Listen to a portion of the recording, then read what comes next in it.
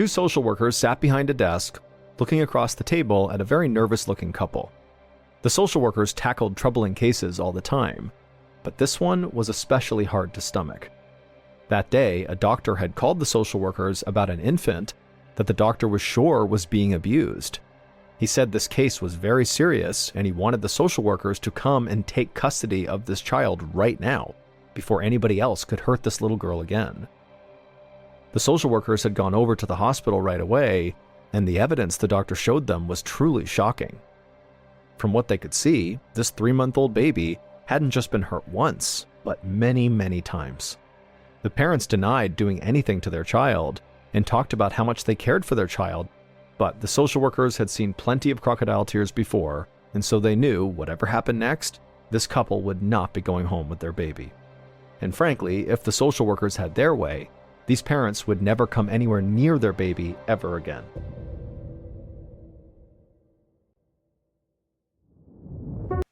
On the morning of June 16, 2008, Tiffany O'Shell was washing dishes in the kitchen when she heard a familiar rustling sound coming through the baby monitor on the counter. Her 3-month-old daughter, Alyssa, had just woken up. Tiffany dried her hands on a towel, then took off the bandana that had been keeping her short red hair out of her face. She heard Alyssa start to hiccup on the monitor, and instinctively, Tiffany almost called out for her husband, Dave, to go check on the baby, but then she remembered that Dave had actually already left for work. He was a police officer with the Lakewood Police Department in Lakewood, Colorado. Tiffany used to work with Dave at the Lakewood Police Department, but she'd quit a couple of months before Alyssa was born. Having 2 full-time cops in the family was too hard with a new baby. Now she just worked part-time as a guard at a halfway house for former criminals. It didn't pay as much as being a full-time cop, but the hours were far more flexible. Tiffany walked into the baby's room and gently took Alyssa from her crib. Alyssa's bright blue eyes darted around the room, taking in her little world. Tiffany brushed a hand over Alyssa's mop of bright red hair and smiled. It was the same shade as Tiffany's hair. Tiffany could tell that Alyssa needed a new diaper, and so she carried her over to the changing table beneath the nursery window. Tiffany began to undo her baby's onesie, but when Tiffany lifted Alyssa's right leg up, her baby girl let out a sharp cry. As the baby cried and cried, Tiffany picked her up and examined her, unsure what had upset her baby so much. But the more Tiffany touched Alyssa, the more the baby seemed to cry. Tiffany tried to shift her from one hip to the other, but that just made Alyssa scream even louder. At a loss for what to do, Tiffany just took her baby into the living room where they kept Alyssa's swing, and she fastened Alyssa into the swing and let it rock her, and soon the crying did stop, and a few minutes later, Alyssa was fast asleep. Tiffany was relieved, however she was still concerned. But she decided that Alyssa's sudden distress couldn't be anything serious, and so Tiffany went back to her morning chores. After Tiffany showered and dressed, she loaded Alyssa into her car to drop her off with her grandmother, Jackie, Tiffany's mom. Jackie was going to babysit Alyssa until Dave finished his shift that evening. Alyssa slept peacefully the entire car ride, and she didn't even wake up as Tiffany took her out of the car and handed her over to her grandma, so Tiffany assured herself that her daughter must be okay. It was late evening by the time Tiffany got home from work. She set her purse down in the entryway and then went into the kitchen to start dinner. Meanwhile, in the living room, Dave was trying to play with Alyssa, but from the sound of it, it seemed like Alyssa was really fussy.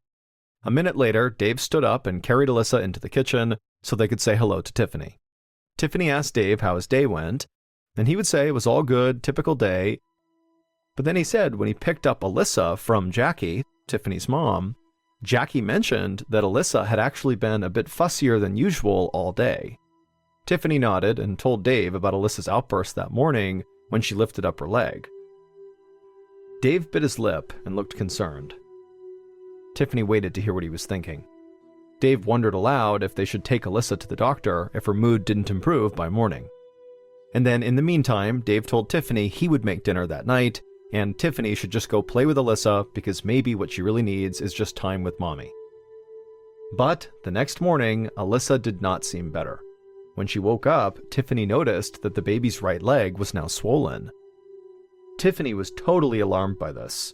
This was the same leg that was bothering Alyssa the day before. But Tiffany couldn't imagine what would have caused it to puff up so badly overnight. Very gently, Tiffany ran her finger along Alyssa's swollen leg, and the baby immediately let out a high-pitched scream. At this point, Tiffany knew she had to bring Alyssa to the doctor.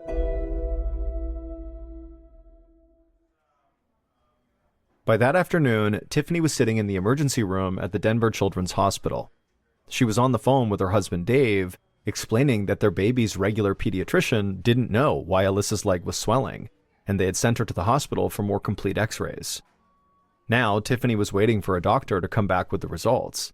Dave told Tiffany that he was actually in the area on patrol, and he would just swing by the hospital. A few minutes later, Tiffany was looking out the window when she saw Dave's patrol car pull into the parking lot. Dave hopped out and walked into the emergency room, and his worried face broke into a smile when he saw his wife. He walked over to her and sat down and asked her how she was doing. But before Tiffany could say anything, a doctor carrying their baby's x-rays walked into the waiting room with a very grave look on his face. He asked Tiffany and Dave to please follow him, and then without waiting for them, he just turned around and walked into an empty exam room. Tiffany felt her chest tighten. When she'd first met this doctor, he'd seemed really friendly, but now he seemed cold and distant, like he was preparing himself for a very difficult conversation. She looked to Dave for encouragement, but Dave just kind of shrugged and whispered that, maybe the doctor was having a bad day. A nurse was already sitting in the room when Tiffany entered carrying Alyssa, and then once she and her husband were inside the room, the doctor got up and closed the door behind them. Then he told Tiffany and Dave very matter-of-factly that he'd looked at Alyssa's x-rays, and he discovered that she had 11 bone fractures in both of her legs, all in various stages of healing. They would have to fit Alyssa for splints on both legs. These splints would keep her legs in place and help the fractures heal. Tiffany was totally shocked, and she instinctively turned to her husband, but he also looked totally shocked. Tiffany then turned to the doctor and asked what he meant. Surely this was a mistake. The doctor didn't answer. Instead, he clipped Alyssa's x-rays to the light board on the wall and started pointing to all the dark lines across the child's bones. Each of the lines represented a fracture. Tiffany and Dave looked at the x-rays and then back at each other in absolute horror. Then Tiffany said to the doctor and the nurse that she and Dave were both incredibly gentle with their baby and very attentive to her every whine and cry, and so she didn't understand how they could have missed these injuries. The doctor frowned and said that so many bone fractures were a huge red flag, and he said he'd actually already called the Adams County Human Services Department, and they were actually waiting for Tiffany and Dave right now in the hallway, and they wanted to ask them some questions. Tiffany could scarcely find any words to respond, and so she just kind of nodded and said she would do anything to help her baby. But then the nurse who was in the room came across and tried to take Alyssa from Tiffany's arms, and suddenly it dawned on Tiffany and Dave that the doctor and really the staff at the hospital must suspect them of child abuse. And so not only was their baby seriously hurt, but now she might also be taken away from them. Tiffany's breath quickened as she turned back to look at her husband, who'd now gone white as a sheet. She couldn't believe this was happening. All she wanted to do was grab her baby back and run out the door. But instead, she ended up letting the nurse take Alyssa away from her, and then she and Dave walked out into the hallway where the two social workers were waiting for them. 2 hours later, Tiffany was back home with Dave, but without their baby. The parents sat at the kitchen table, Tiffany weeping uncontrollably and going over what happened at the hospital. After the doctor had spoken to them, a woman in a brown polyester suit had led Tiffany into a dingy conference room and spent the next 45 minutes grilling her on her mothering habits and her temperament. Then she had told Tiffany that the state social workers were not going to let her and Dave take their baby home. Tiffany begged them not to take her child, but nothing she said made a difference. The social workers had already decided that it was in the best interest for the baby for her to be put in foster care. They wouldn't consider leaving Alyssa with Tiffany's mom either, since Jackie often babysat for Alyssa and therefore was a potential suspect as well if this was abuse. Tiffany was a wreck and felt like her heart had been pulled out of her chest. Meanwhile, her husband, Dave, was just furious. He kept pounding his fist on the granite countertop as Tiffany sobbed right next to him. The parents had told the doctor again and again that nobody in their family would ever hurt Alyssa.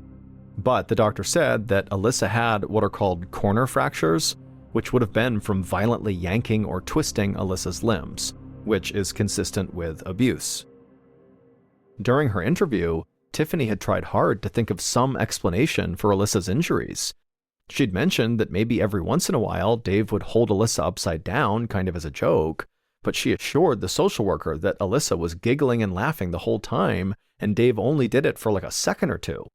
There was no way that could have caused all these fractures in her legs.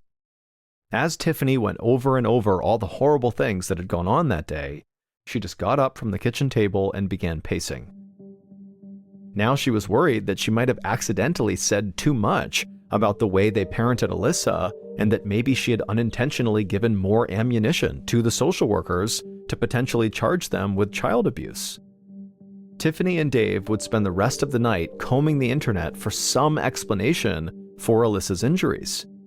Finally, after hours of researching, they found a condition called brittle bone disease, a rare genetic condition that causes bones to weaken and snap easily. Although Tiffany shuddered at the thought that their baby could have such an agonizing condition, she did hope that they had found something other than abuse that could explain their baby's injuries. At this point, all Tiffany and Dave cared about was just getting their daughter back. In terms of how to protect her and keep her safe from more fractures, that was something they could figure out down the road. But for now, they just wanted their kid back. 2 days later, on June 19th, Tiffany and Dave stood at a defendant's table at the Adams County Courthouse for a hearing on the next steps in their baby's case. Across the small courtroom were the two social workers who'd interviewed Tiffany and Dave at the hospital 2 days earlier. Tiffany's blood boiled when she looked over at them. She knew they were just doing their jobs, but she couldn't help feeling totally furious inside. She tried to stay calm, but she worried whether Dave could do the same. At home, he was an emotional wreck, full of rage and heartbreak at the same time. He'd barely been able to get dressed just to come to this hearing. When the hearing finally began, Tiffany's hands shook as she pulled her internet research out of her purse. She handed the printouts to the bailiff, who then walked them over to the judge. While the judge scanned the research, Tiffany began to explain how much she and Dave loved their daughter, and she begged the judge to please make the hospital test their baby for brittle bone disease. Then Tiffany did her best to remain calm, while the social workers argued that because of how the breaks in Alyssa's leg looked, there was almost no chance she had brittle bone disease. Instead, they felt that Alyssa's injuries were absolutely from non-accidental trauma. In other words, they were saying Tiffany and Dave had purposefully harmed their daughter. This suggestion made Tiffany feel sick, and the social workers' attitudes enraged her. It would be so easy to test Alyssa for brittle bone disease or any other possible medical reasons for all these leg fractures, but it just seemed like they were outright refusing, and they weren't even doctors. It felt outrageous for them to dismiss her concerns so out of hand. It seemed to Tiffany that the social workers were far more concerned with being proven right than they were about just reuniting a baby with her family. Tiffany was fighting back tears until she heard the judge say that other causes should be explored. Relief washed over Tiffany as the judge ordered emergency medical testing for their baby. Tiffany was so relieved that she felt lightheaded. For the first time in 2 days, it felt like she could finally breathe again. But the judge did say that Alyssa would have to remain in foster care until that new testing was done. Tiffany nodded and took Dave's hand, doing her best to maintain her composure. The last thing she needed right now was to come off as unstable. At least now she had a glimmer of hope that soon they would know what actually happened to Alyssa, and hopefully she'd be allowed to come back home where she belonged. Water into the coffee maker for her and Dave. Dave was so depressed that he'd called in sick for work and had not gotten out of bed. Tiffany was up, but yawning from exhaustion after another sleepless night. Then the phone rang, and any hope that their life was about to return to normal flew out the window. It was a nurse from the hospital who was calling, and she told Tiffany that the social workers had scheduled Alyssa's emergency medical testing. However, they had scheduled it for early October, more than 3 months away. Tiffany could not believe it. Tiffany knew the social workers were trying to put off the tests as long as possible because they were already convinced that she and Dave were the ones abusing Alyssa. Tiffany knew the tests they were going to do would very likely prove that she and Dave really were innocent, but now they had to wait 3 months to do those tests? These were 3 months they could never get back with their daughter who was so young they needed to be with her. A week later, on the evening of June 26th, Dave couldn't stop his hands from shaking as he left work. He was on his way to visit Tiffany's grandfather, Charles Cooper. The two had become close friends over the years. Charles was a great listener, and the two men could discuss just about anything as they played pool and drank beer in Charles's basement. Dave was in a dark mood as he knocked on Charles's door. Then, after Charles opened it up and welcomed Dave inside, Dave followed the older man downstairs. Charles then handed Dave a beer and asked how he and Tiffany were holding up, and Dave immediately started talking a mile a minute. He said things were getting worse and worse and worse. He told Charles that he'd heard through the grapevine at the police station that Alyssa's social workers believed that he, Dave, was the one who'd broken Alyssa's legs. And if that was true, he would be charged with child abuse, which was a felony. Which meant there was a very real chance that in a matter of days, Dave was going to be arrested. And the reality of this was so overwhelming, Dave felt like he was losing his mind. Charles just shook his head in disbelief and asked what had made Dave the lead suspect. But Dave just shrugged. All day, he had been replaying in his mind the interview he had done at the hospital with the social worker, and the only thing he could think of that made him look kind of guilty was the fact that both he and Tiffany had mentioned that Dave periodically held his daughter upside down just to make her laugh. David stressed that he did this totally gently, but clearly the social workers did not believe him, and they thought that whatever Dave was doing when he flipped his daughter upside down was hurting her. Charles walked over and gave Dave a hug and told him to just keep the faith. But Dave shook his head. In a little more than a week, he'd gone from being the proud father of a happy family to an alleged child abuser facing a steep prison sentence.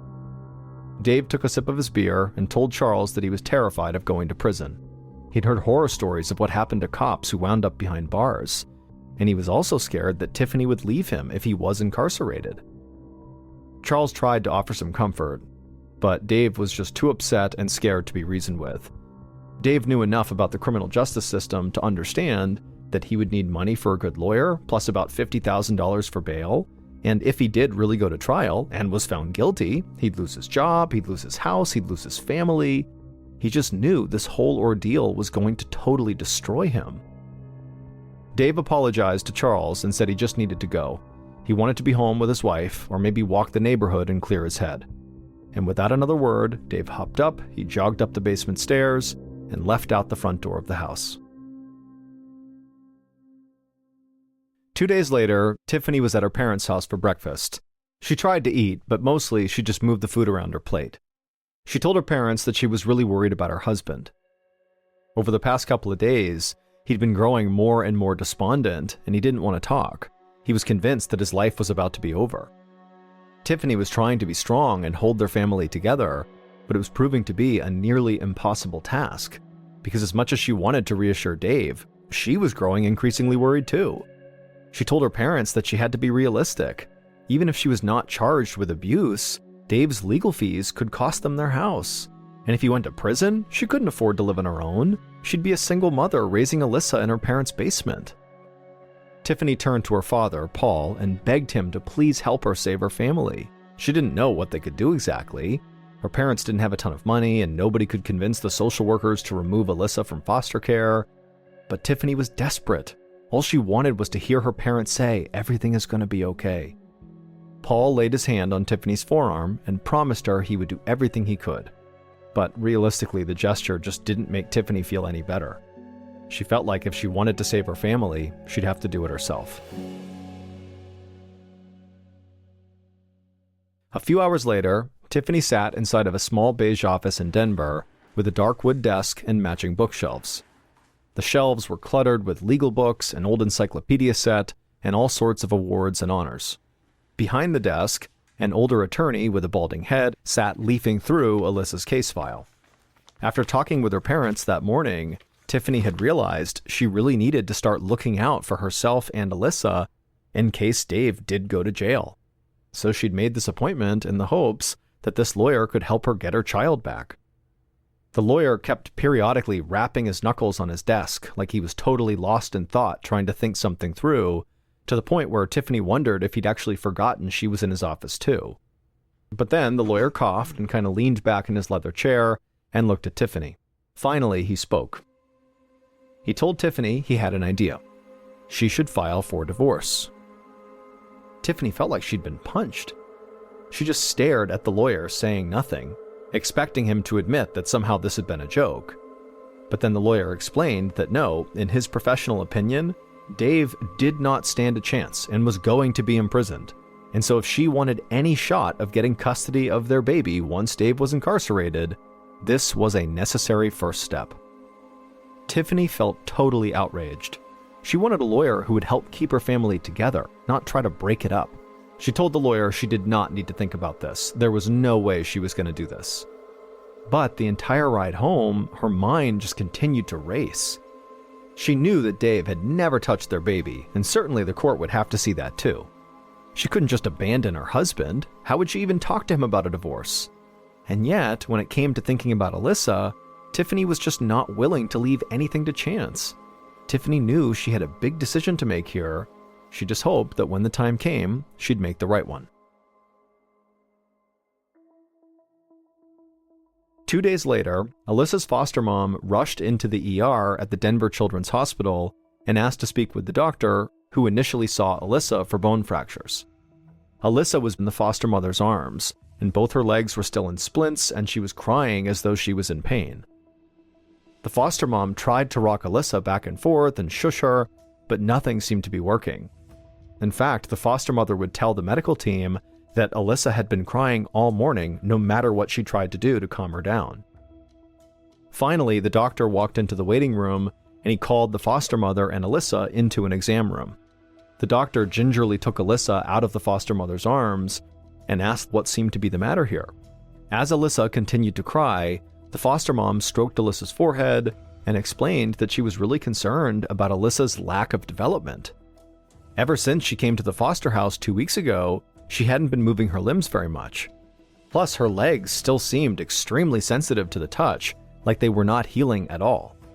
She'd also developed a rapid breathing pattern that sounded raspy and forced.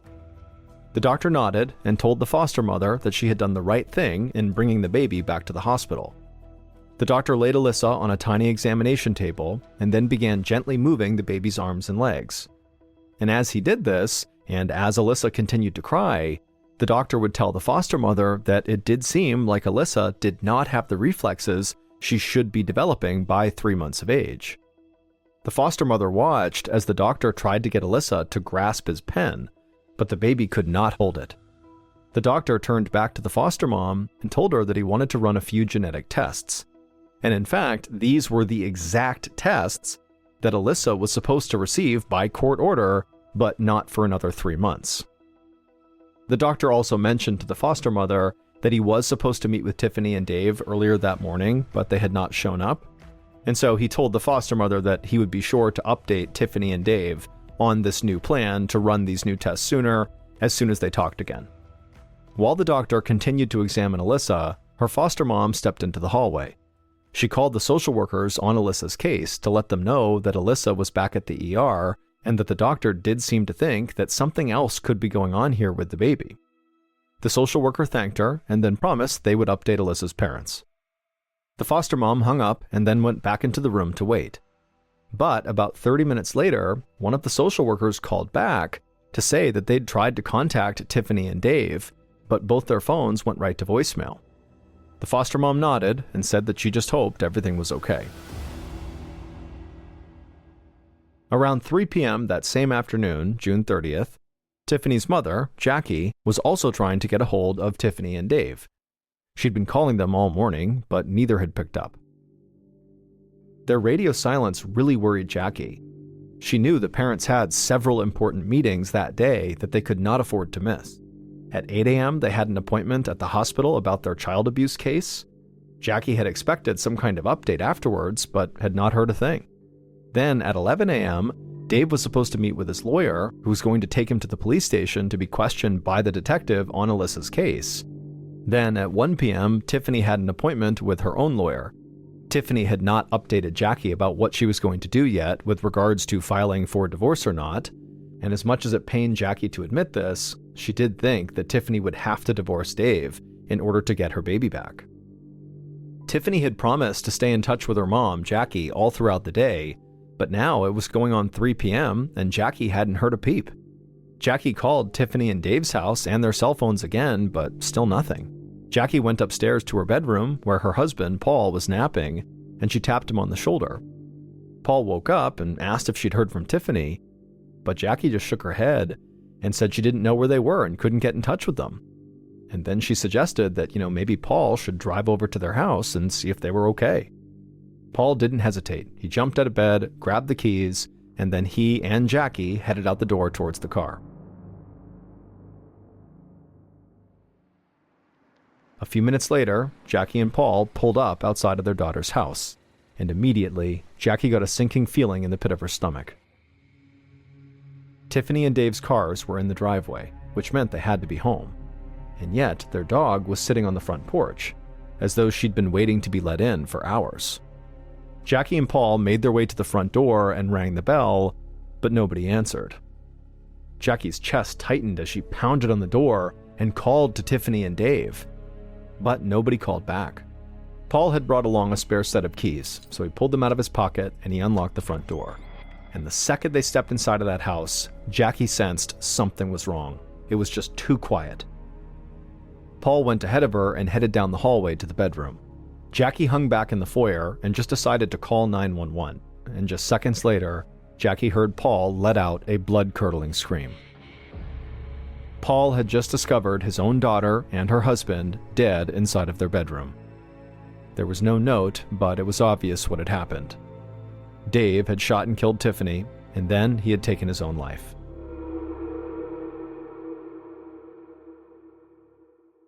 A week later, Alyssa's test results came back, and one thing was absolutely clear. She had never been abused by her parents. She was diagnosed not with brittle bone disease, like Tiffany and Dave had thought, but instead with something even more rare. The baby had spinal muscular atrophy, a debilitating genetic disease that causes muscles to steadily shrink and weaken. Tragically, there's no treatment for spinal muscular atrophy, and in newborns, the disease is always fatal. Doctors concluded that Alyssa's bone fractures either came during her birth or just from normal handling after birth. In short, Dave and Tiffany had done nothing wrong. But the situation had spiraled so out of control that Dave felt like there was just no more hope, that he'd never get his daughter back, that he'd have to go to jail, and that everybody would think he and his wife were child abusers when they really were not. And so this is very likely why he chose to end his life and his wife's life. It's just this horribly tragic thing that was totally avoidable. After Alyssa's diagnosis, the court would grant custody of Alyssa to Tiffany's parents, Jackie and Paul. But they never received an apology or any acknowledgement that Alyssa should have never been taken away from her parents. But for Jackie and Paul, their focus was on the baby, and over the next few months, they did their best to care for Alyssa. However, as the doctors had predicted, Alyssa grew progressively weaker and her body continued to break down, and by the time Alyssa was just 7 months old, the stress and pain were too much for her little body, and she would die in her grandparents' arms.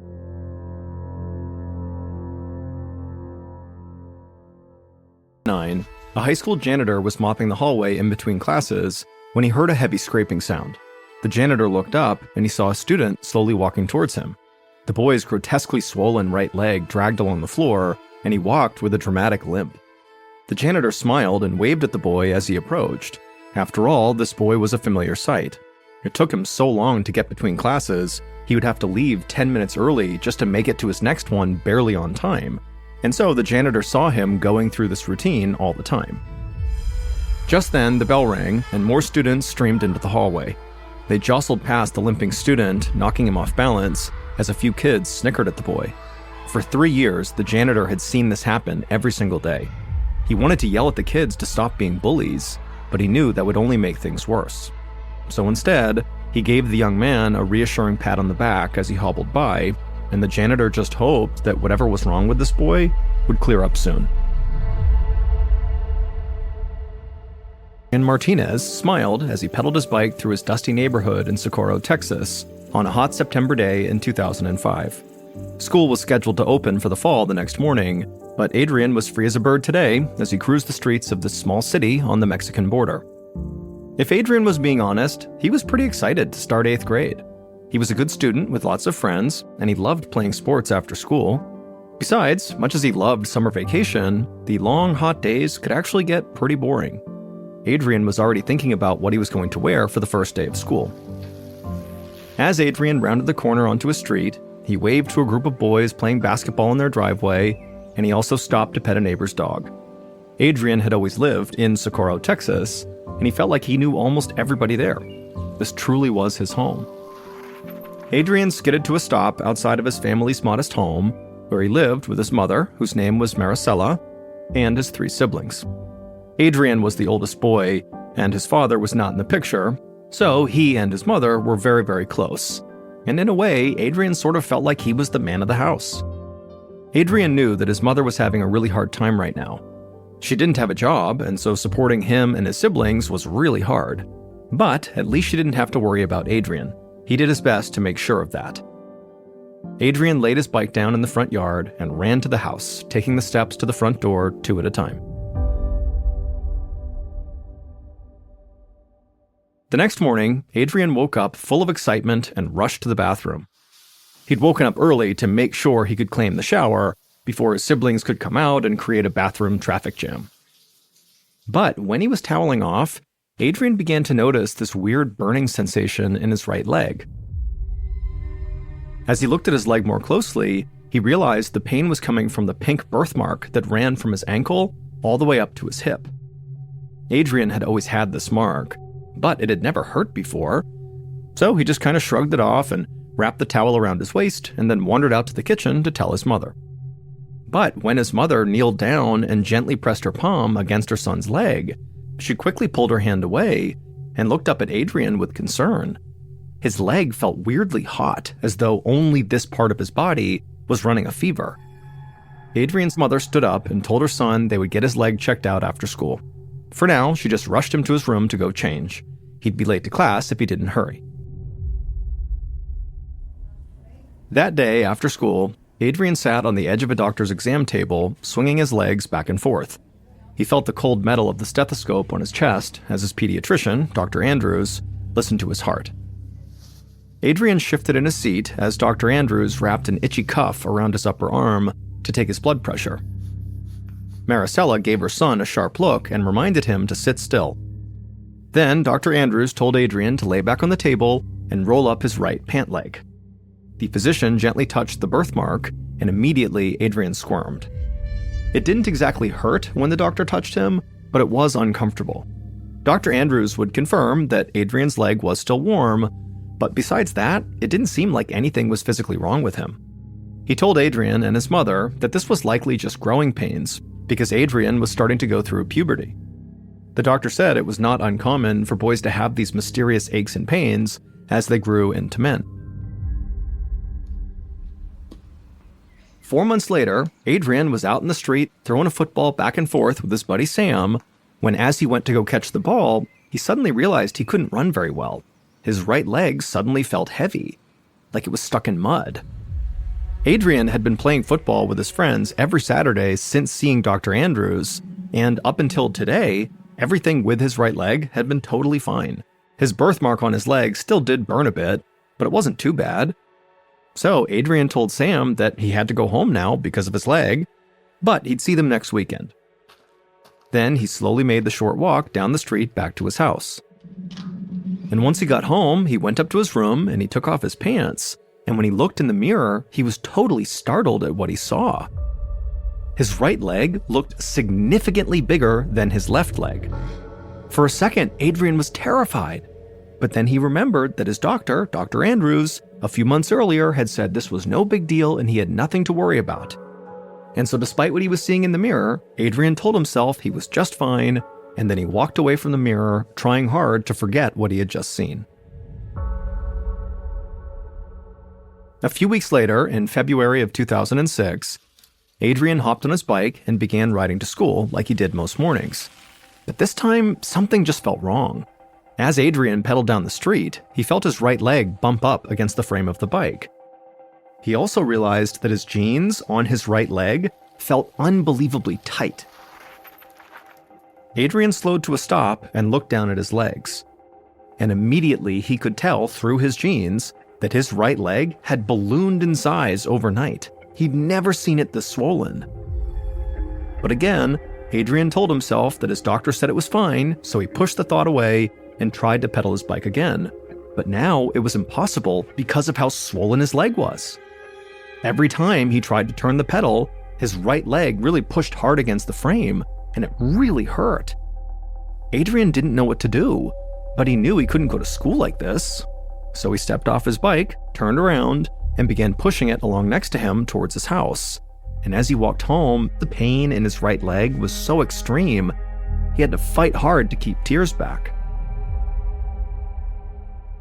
A couple of weeks later, Adrian sat next to his mother in the doctor's office with his right leg extended out in front of him. It was now so big, it was hard for Adrian to even bend his knee. They were waiting for his latest round of test results. Socorro, Texas was a small city that didn't have that many doctors, but Adrian felt like he'd seen every one of them in the last few weeks. They'd run every test they could think of. Adrian had multiple x-rays, MRIs, and CAT scans done. The doctors hadn't told Adrian or Maricela what exactly they were looking for, but so far, they hadn't found anything. Adrian hoped this new doctor would have some sort of answer for him. All he wanted was for his leg to go back to normal so he could play football again and ride his bike again. Just then, Adrian heard the door handle rattle, and Adrian's latest doctor walked into the room carrying several pieces of paper. The doctor looked down at the papers, then spoke to Adrian and his mother. On the positive side, the doctor said that Adrian did not have heart disease, kidney failure, or a host of other very serious conditions. But the doctor said he had to admit that he didn't know why Adrian's leg was swollen, and so he didn't know how to make it stop. So the doctor ultimately advised Adrian and his mother to just kind of leave the leg alone and let it heal on its own. Adrian couldn't believe what he was hearing. He had been watching his leg grow bigger and bigger for almost 6 months, making it nearly impossible for him to do more and more everyday things. Why couldn't the doctors figure out what was wrong? A few months later, Adrian was sitting in class when the bell sounded to signal the end of the period. Students sprang out of their seats, rushing out of the classroom, but Adrian just sat there and waited for the crowd to thin.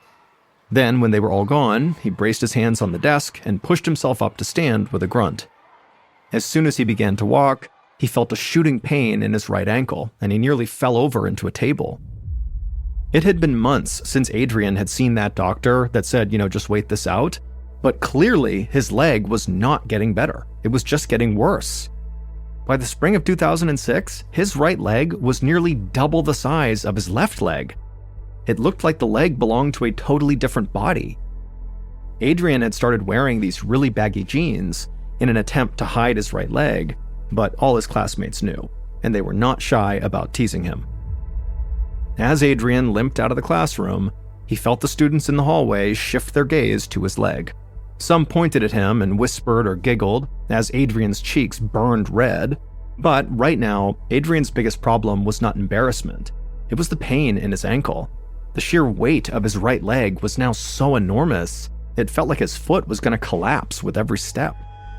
Adrian gritted his teeth and kept his head down as he walked past all the students who were laughing at him, and he made his way to the nurse's office.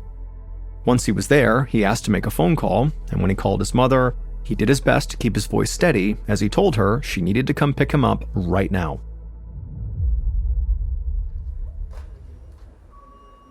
About an hour later, Maricela stood in the emergency room, anxiously watching as a flurry of doctors and nurses surrounded her son. She stayed by Adrian's side as he was put in a wheelchair and rushed him from one exam room to another. Once again, the doctors took x-rays and CAT scans and MRIs. They measured the diameter of his right leg and compared it to the information Maricela had given them about how much it had grown. They listened intently as Adrian explained all of his symptoms. Maricela thought this actually seemed different from all their other doctors' visits. Like finally now, these doctors were taking Adrian's issues really seriously. Maricela hoped this was the turning point that Adrian had been waiting for, and that the medical team would finally be able to figure out what this was and then help her son. After spending much of the day at the hospital, Maricela brought the car around to the front entrance to pick up her son. A nurse wheeled Adrian outside, and Maricela helped him out of the wheelchair and into the passenger seat. She squeezed Adrian's hand as they pulled out of the driveway. They'd be back here in 3 weeks for the test results. For now, all they could do was hope for the best. After a long 3 weeks, Maricela and Adrian were back at the hospital to go over Adrian's test results. Maricela sat next to her son in the exam room, her hands clammy as they waited for the doctor. Maricela could also feel the anxiety radiating off of Adrian as he quickly flipped through a book, no doubt just trying to distract himself. Finally, the door opened and the doctor strolled in. He sat down in the chair opposite from the mother and son, and he glanced down at his clipboard before turning his gaze to Adrian. In a calm tone, he told Adrian that the good news was that they did have a diagnosis and it was not life-threatening. These last few weeks, Maricela hadn't dared speak the words out loud to Adrian, but secretly, she worried her son had cancer or some other deadly disease. So to hear this was not life-threatening was just such a relief. But Maricela's sense of relief lasted only about a second, because the doctor then told Adrian that he had something called elephantiasis, which is a rare disorder that causes the lower half of the body to thicken and swell. He explained that when someone has elephantiasis, the natural fluids that surround all the tissues in our bodies get blocked and begin to build up. And in Adrian's case, it was affecting his right leg, causing it to swell and become huge. Maricela turned to her son and asked if he was okay, but instead of answering her, he just looked at the doctor and asked if they could fix it. The doctor took his glasses off, set them down on his knee, and with a solemn look on his face, he told Adrian, unfortunately, there was no cure for this. If they'd caught it when Adrian was younger, they could have given him medicine that might have stopped his leg from swelling, but now there was no way to reverse it. Adrian's leg would never go back to its normal size, and the only thing he could do was wear compression stockings to reduce the discomfort. Maricela watched as her son's lip began to quiver, and then tears began to well up in his eyes. She wrapped her arms around her son and began to smooth his hair back. The doctor excused himself to give Maricela and Adrian some privacy. He said he was so sorry he couldn't be more helpful. After the doctor was gone, Adrian looked up at his mother and he told her that he wasn't sure if he could keep going to school with his leg looking like this. He was going to get bullied constantly. Maricela was thinking the same thing, but she told him it would be okay. They'd find a way to make school more comfortable for him. She said she would do whatever she could to support him. Adrian leaned on his mother's shoulder as they slowly made their way out of the hospital towards their car. Then they drove in silence all the way home.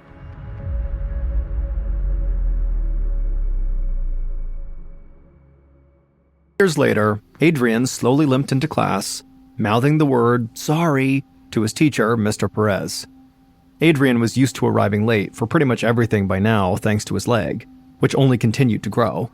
Now, as a junior in high school, his leg was nearly triple the diameter of a normal man's thigh, and it weighed about 150 pounds all by itself.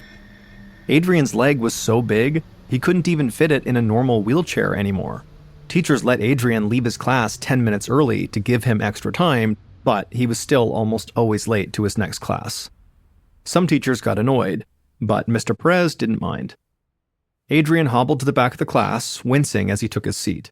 He was still a good student, making great grades and participating in class, but that was partly because, by this point, schoolwork was pretty much the only thing Adrian could do. He couldn't play sports, and he didn't hang out with his friends anymore, and he barely left the house except to go to class. And now, Adrian had yet another problem. Seemingly overnight, a swath of itchy pimples had sprung up on his leg. And so he wriggled in his seat, trying to find a more comfortable position, when suddenly he felt something burst on his right leg. Adrian looked down in horror as he saw a wet stain begin to seep through the fabric of his jeans. And then an awful smell wafted up to his nose. One of Adrian's new pimples had burst, and it smelled disgusting, like rotten eggs, but even worse. Adrian carefully glanced around the classroom, seeing if anybody else had noticed yet. Mr. Perez stood up in front, writing math equations on the whiteboard. Most of the other kids were copying down notes, but the students right in front of Adrian, so near the back of the classroom, they began swiveling their heads around to face Adrian while wrinkling their noses. As the smell fanned out towards the front of the room, more and more students began to notice. They started looking around, pinching their noses with their fingers, and muttering about not being able to breathe. Adrian stared down at his desk, unbelievably mortified, not daring to make eye contact with anyone. Every time Adrian thought he could not be more humiliated by his leg, there was always a new low, and this was it. It was bad enough that everybody made fun of him because of how big his leg was, but now his leg smelled bad too. Adrian hung his head in shame and began counting the seconds until he'd be able to leave school and go back home. Later that week, Adrian struggled out of his jeans in an exam room at a dermatologist's office. As he did, Adrian scrunched up his nose in disgust because, without his pants sort of masking the smell, the odor from his right leg now overpowered the room. Adrian wrapped a disposable gown around his waist and then sat down in the exam chair. After a few minutes, Adrian heard a knock at the door, and the doctor entered the room. He gave Adrian a big smile, and he asked what brought him in today. Adrian tried to match the doctor's upbeat energy, but he couldn't bring himself to smile. Instead, he started talking about the itchy pimples on his leg. After Adrian finished explaining, the doctor said, "Okay, let me see your leg."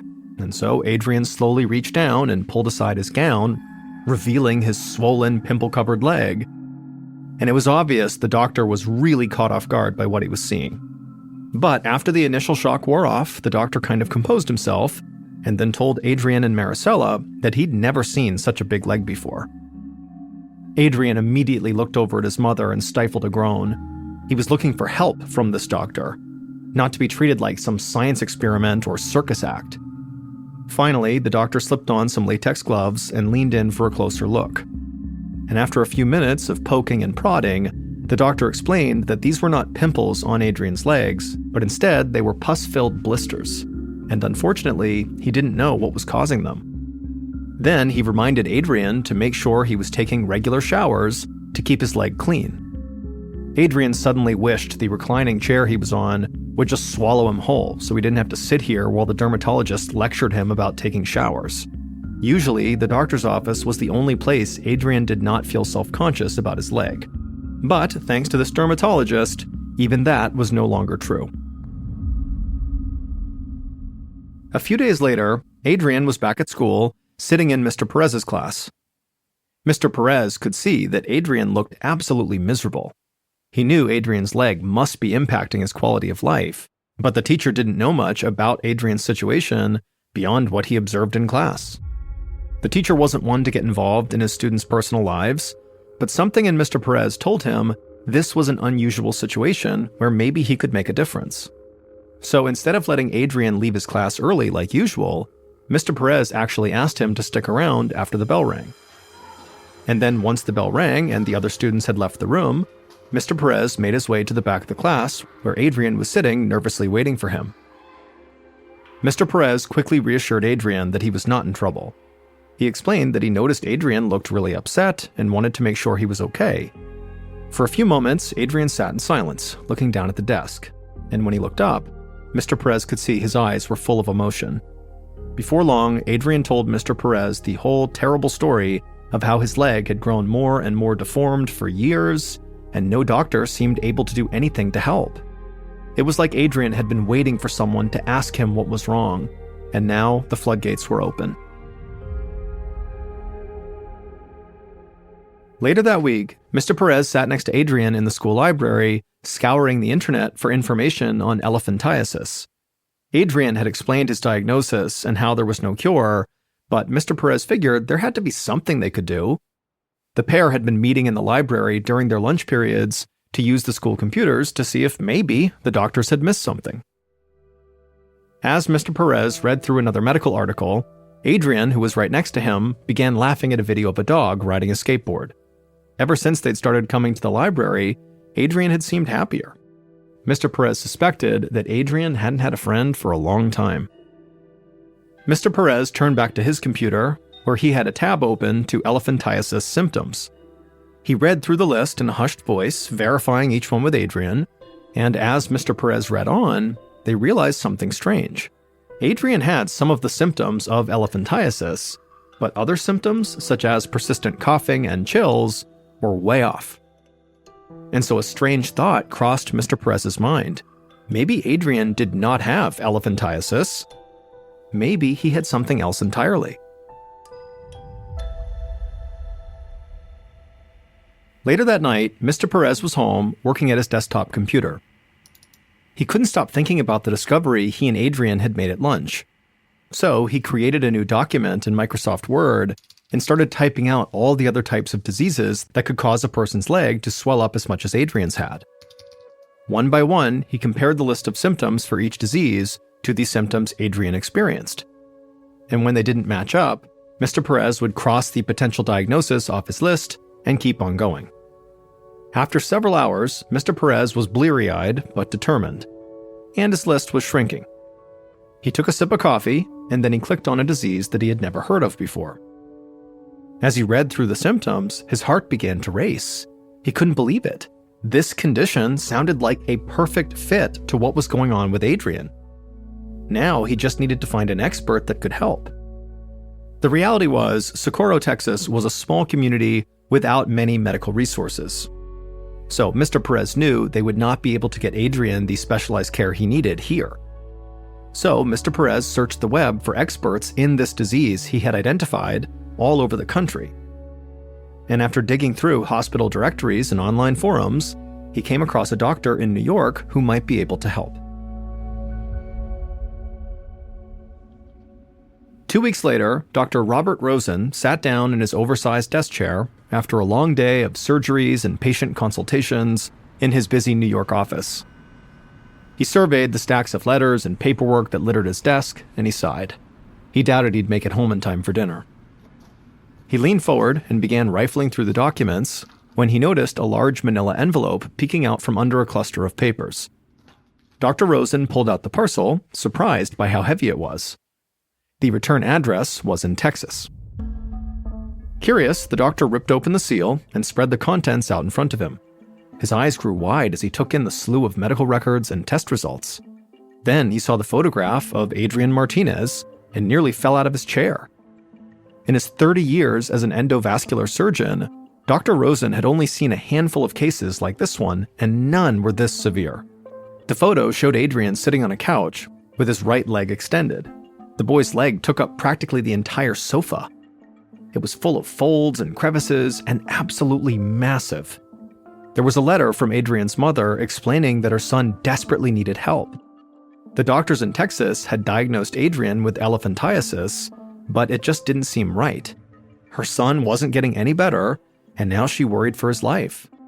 Dr. Rosen looked back over the medical records, and sure enough, he saw that Adrian had been diagnosed with elephantiasis. But just as Adrian's mother and Mr. Perez had suspected, that diagnosis was definitely wrong. Dr. Rosen grabbed the photograph again and studied the pink mark that now covered the bulk of Adrian's right leg.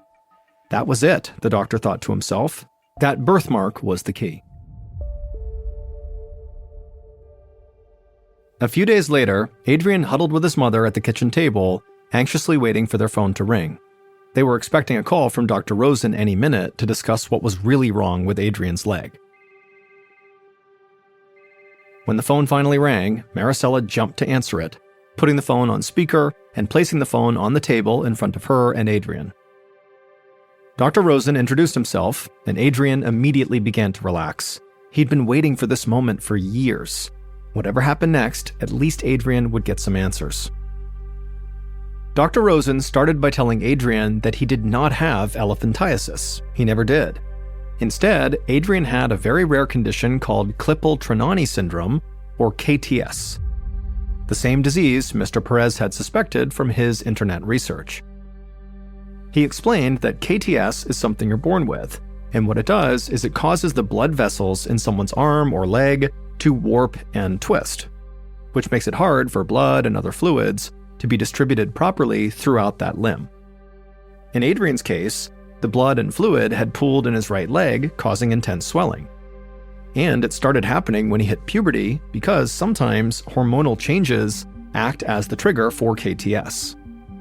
Dr. Rosen said that KTS can be hard to diagnose because it is so uncommon, affecting just 1 out of every 100,000 people. But there's usually a telltale sign that's visible from birth, a pinkish-purple birthmark on one leg, just like the one Adrian had. With time, the birthmark can thicken and develop painful blisters, another one of Adrian's symptoms, and those blisters were actually Dr. Rosen's main concern, because those blisters were full of infected bodily fluids, which is why the pus that poured out of them smelled so bad. Dr. Rosen paused for a moment before continuing.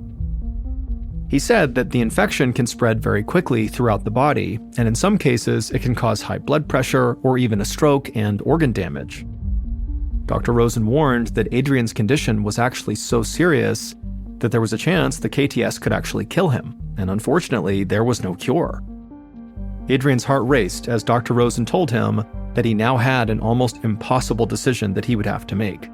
He said that Adrian could continue to just live with his KTS, risking his life daily, or he could undergo a surgery that he would only have a 50% chance of surviving.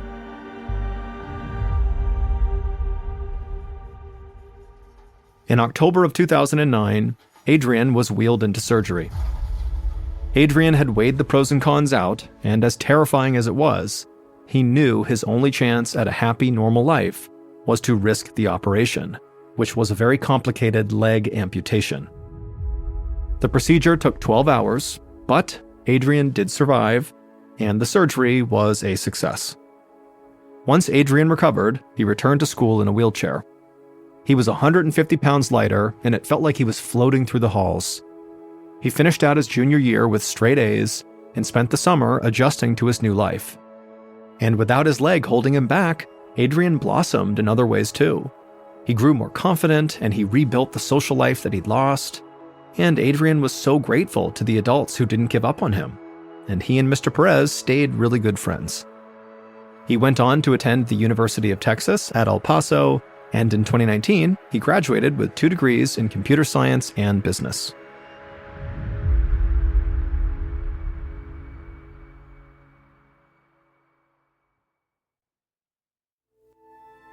Winter morning in 2000, an elementary school principal in Massachusetts walked into her office to prepare for the day when her phone rang.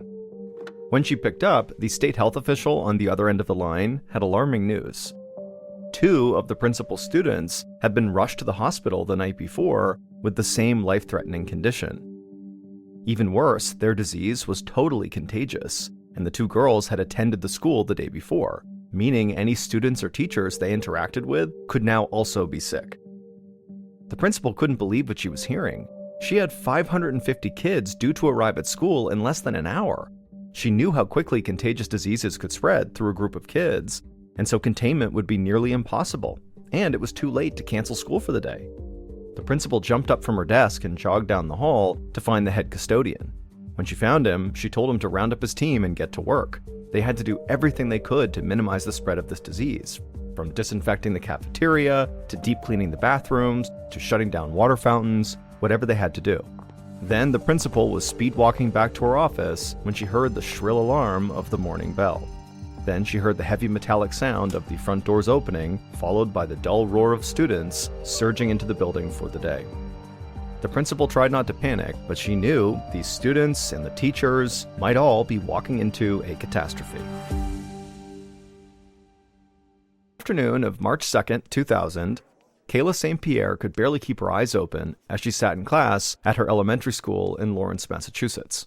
Her throat felt scratchy and her limbs felt like lead, and it took all of 10-year-old Kayla's concentration just to understand what her teacher was saying.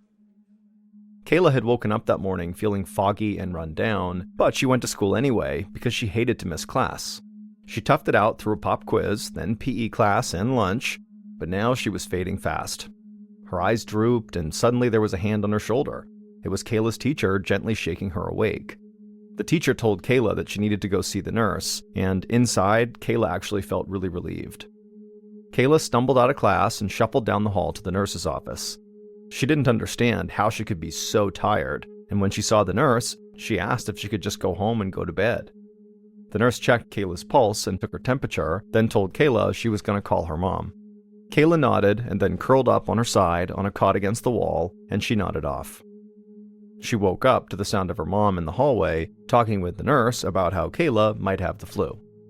Kayla tried to sit up to hug her mom when she came in the room, but her body felt too heavy. So Kayla's mom helped her to her feet, and then Kayla sort of held on to her mother as they left the school and went out to the family car. As they drove home, Kayla's mom tried to reassure her that everything was going to be fine. At home, Kayla dropped onto the couch and pulled a blanket up to her chin. Her mom turned on cartoons, gave her some aspirin, and went to warm up some soup as Kayla fell asleep again.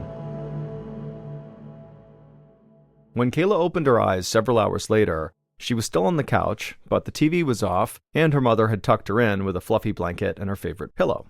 Kayla threw off the blanket so that she could go upstairs to her own bed, but something strange caught her eye.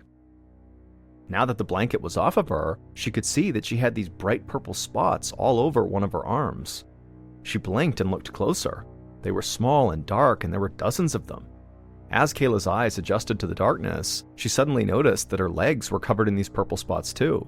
Something was obviously wrong with her, and so she tried to yell out for her parents, but only a tiny whisper came out. She could barely make a sound. Then Kayla tried to get off the couch to go find her parents, but her legs were like jelly.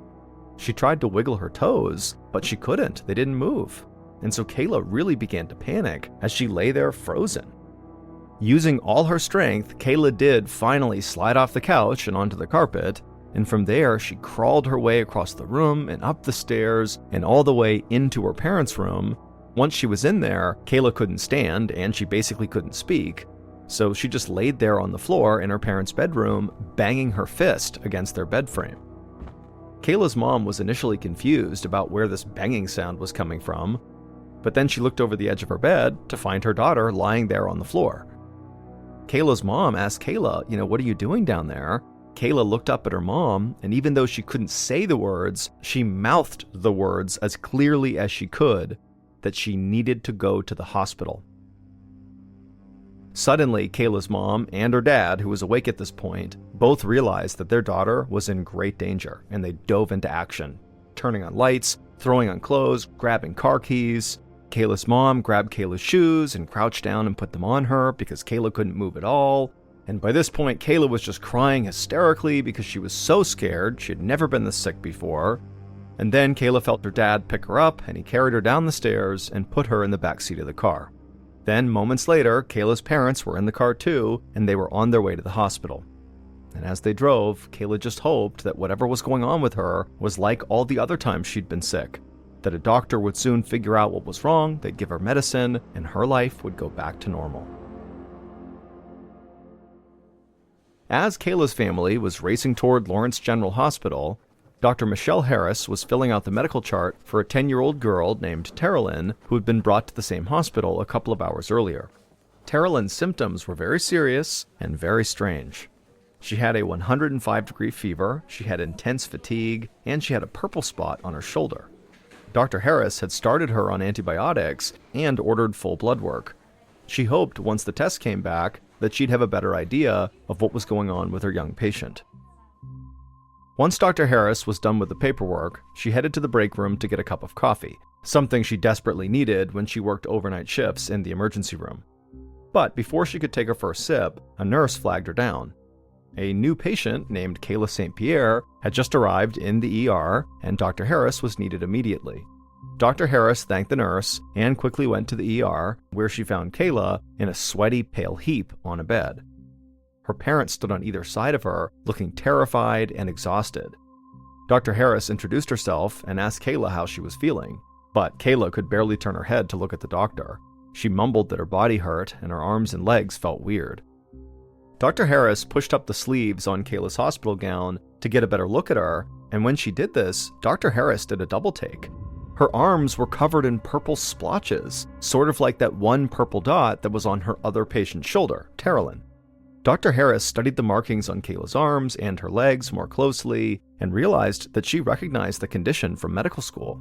These splotches were a type of blood vessel disorder called purpuric lesions, and they typically appeared in patients whose bodies were fighting off some sort of serious infection. Next, Dr. Harris examined Kayla's hands and feet. They were cold to the touch and darker than the rest of her body, indicating poor blood circulation.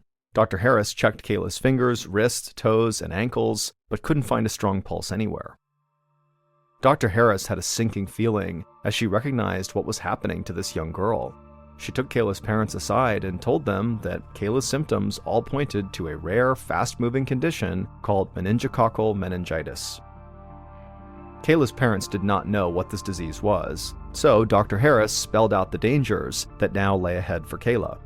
Meningitis happens when bacteria invades the membrane that protects the spinal cord and the brain. From there, the bacteria can spread into the bloodstream and trigger a runaway infection called sepsis. The purple splotches on Kayla's skin suggested that that was already happening, and if this was left untreated, meningococcal meningitis could be fatal. Dr. Harris told Kayla's parents that the most important next step was to determine how advanced this infection was. To do that, Kayla would need something called a spinal tap, which would allow the doctors to actually see the fluid in her spine. Kayla's parents looked completely overwhelmed by what Dr. Harris had said, and they clung to each other for support. But they both nodded and told the doctor to do whatever she had to save their daughter. Less than an hour later, Dr. Harris delicately pulled back the plunger on a syringe stuck between two bones of Kayla's spine. The girl's spinal fluid began trickling into the syringe and then through a plastic tube on its way to a vial that would be sent to the lab for analysis. And the moment Dr. Harris saw the liquids swirling into the vial, she knew this was a bad case. Kayla's spinal fluid was cloudy, not clear like it was supposed to be. Cloudy cerebrospinal fluid was a sign there was a serious infection in the body, which was exactly what Dr. Harris feared. Dr. Harris handed the vial to a nurse to bring down to the lab, but to be honest, the patient herself had already told the doctor all she needed to know. Kayla was clearly getting weaker and more exhausted, and her fingers and feet were turning even darker. If Dr. Harris didn't act fast, they could lose Kayla in just the next few hours. Dr. Harris glanced out the window and saw there was barely a hint of sunrise out on the horizon. Dr. Harris then told a nurse to bring her antibiotics, blood pressure medication, and an intubation tube, which would pump extra oxygen into Kayla's lungs. Dr. Harris hoped all these together would help get more blood to Kayla's fingers, toes, and organs. But Dr. Harris knew that all these measures alone would not be enough to save Kayla. Dr. Harris took Kayla's parents aside again and told them that she thought it was time for Kayla to be transferred to Boston Children's Hospital, one of the country's leading pediatric medical centers. It was always risky to move patients in such a fragile condition, but given Kayla's rapid decline, Dr. Harris felt like there was no other choice. And the doctor told Kayla's parents some very sobering news. She said they had to move quickly because their daughter very likely only had about a 10% chance of surviving the next 24 hours. When Kayla's mother heard this, she lowered her face in her hands and began to cry. Once Kayla was safely loaded into the ambulance for the ride to Boston, early on the morning of March 3rd, Dr. Harris said goodbye to Kayla and Kayla's parents, and then hurried back to check on her other young patient, Terrelyn. Dr. Harris hoped she was holding up better than Kayla. But as soon as Dr. Harris stepped into the hospital room, she could see that Terrelyn's condition had actually worsened. She looked at the monitor and saw that Terrelyn's heart rate was now much higher than it was before, and her blood pressure had dropped dangerously. Dr. Harris pulled back the neckline of Terrelyn's hospital gown to check that purple spot on her shoulder, and she could see that there were now many more spots. In fact, Terrelyn's entire body was now covered with these alarming bruise-like spots. And so Dr. Harris had no doubt that Terrelyn and Kayla were suffering from the same disease. Dr. Harris felt both worried and confused to have two young patients with meningococcal meningitis on the same night. The entire state of Massachusetts only reports about 75 cases of this disease in the entire year. 2 cases in the same night at the same hospital just could not be a coincidence. Dr. Harris worried that these two cases might just be the first in a whole wave of cases because of how easily meningococcal meningitis spreads. Just coughing or sharing a drink or snack or even just being close to someone carrying the bacteria is enough to spread it. Both girls' parents had told Dr. Harris that their daughters had attended school the day before they got sick, and they both attended the James F. Hennessy Elementary School, which meant any number of students and teachers and staff at the school could now also be infected. And so Dr. Harris realized the time had come to sound the alarm. So she ran to her office and she dialed the number for the Massachusetts Department of Public Health. 2021, a man is arrested in a Glasgow COVID ward. Police say he is fugitive Nicholas Rossi. He claims to be an Irish orphan, Arthur Knight. I am not Nicholas Rossi. But that was only the beginning. Join me, Jane McSorley, for I Am Not Nicholas. You can binge all episodes of Series 1 and 2 early and ad-free by joining Audible on the Audible app or Apple Podcasts. That same morning, Dr. Charles Dayton was still at home getting dressed when the phone rang. It was one of his assistants at the Department of Public Health. 2 girls had been rushed to Boston Children's Pediatric Intensive Care Unit during the night with life-threatening cases of meningitis. Both girls went to the same school in Lawrence, Massachusetts, and they had both attended school the day before they got sick. The thought of hundreds of kids catching and spreading a potentially fatal disease made Dr. Dayton's heart start to race. But he had faced enough urgent healthcare crises before to know that worrying about them didn't help anybody. He needed to take swift action, especially since school started in just 90 minutes. Dr. Dayton dialed the number for James F. Hennessy Elementary School and asked to speak to the principal. When the principal hopped on the call, Dr. Dayton explained the situation as calmly as he could manage, but the principal was obviously still alarmed to learn that 2 of her students were gravely ill with a contagious condition. The doctor told the principal that he would need to know more about Kayla and Terrelyn. Once he understood how these girls were connected, beyond just going to the same school, he could begin to figure out how they had both contracted the meningococcal meningitis bacteria. Comparing the schedules of the girls would also help determine who they came into contact with, and therefore who was at greater risk of now getting sick. The principal put Dr. Dayton on hold while she went to get the girls' files. Moments later, she came back on the line with surprising news. Kayla and Terrelyn had almost no contact in school. The girls were in different grades, so they had no classes in common, and they also took lunch and recess at different times. Except for possibly passing each other in the hall, it didn't seem like their paths ever crossed during a normal day of school. Dr. Dayton was puzzled. If Kayla and Terrelyn were never together, then how did they both get infected with the same deadly bacteria? The doctor would have to investigate more thoroughly later, but for now, he had more pressing concerns, such as preparing a school for the arrival of 550 students, some of whom might already be carrying a deadly, highly contagious infection. If he had received the news earlier, Dr. Dayton would have considered ordering the school closed, but it was too late for that. It would cause too much chaos.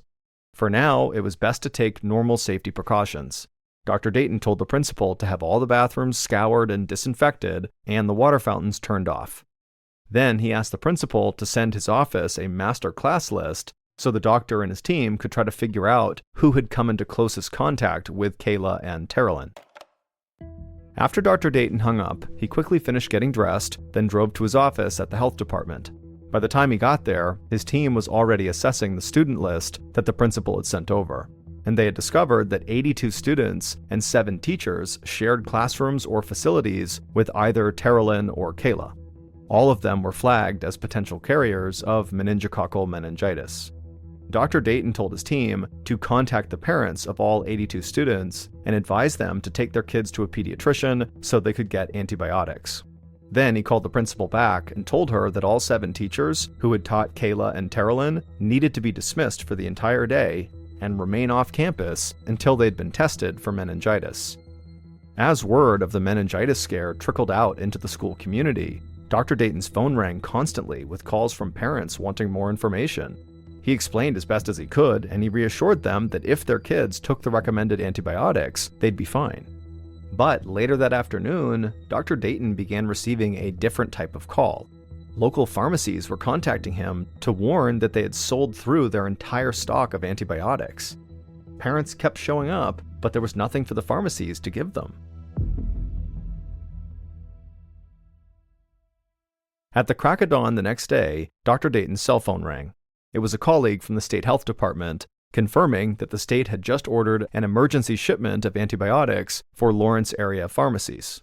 A fleet of trucks had just left their warehouses, loaded with drugs to fight off meningitis. Dr. Dayton spent a long day at his desk, confirming deliveries of antibiotics, but also fielding calls from local reporters who had found out about the meningitis cases from parents in the area. Dr. Dayton did his best to spread a message of confidence that the situation was under control, but in reality, he didn't actually know if it was. On the morning of March 5th, so 3 days after Kayla St. Pierre first got sick, Dr. Dayton got a call he'd been dreading. It was a doctor from a nearby hospital calling about a young girl who had been brought to their emergency room in the middle of the night, and her lab reports had just finished processing, and the doctor could now confirm that she had meningococcal meningitis. Then the physician said something else that alarmed Dr. Dayton even more. Although this third girl with meningitis was from Lawrence, Massachusetts, she actually went to a different school than Kayla and Terrelyn. This meant that the meningitis was spreading to a new pool of victims. Dr. Dayton feared what might come next. A third school? A fourth? Then spreading to other towns and maybe even across state lines? Who knew how far this could go? Now it was Sunday, but Dr. Dayton knew he couldn't wait for Monday to take action. So he thanked the doctor, hung up, and then quickly called an emergency weekend meeting at the health department headquarters in Boston, Massachusetts. Once Dr. Dayton got to his office, he pinned a map up showing the two schools up on the wall. He paced the room, wondering how Kayla and Terrelyn could have caught the same bacteria despite not sharing any classes or activities.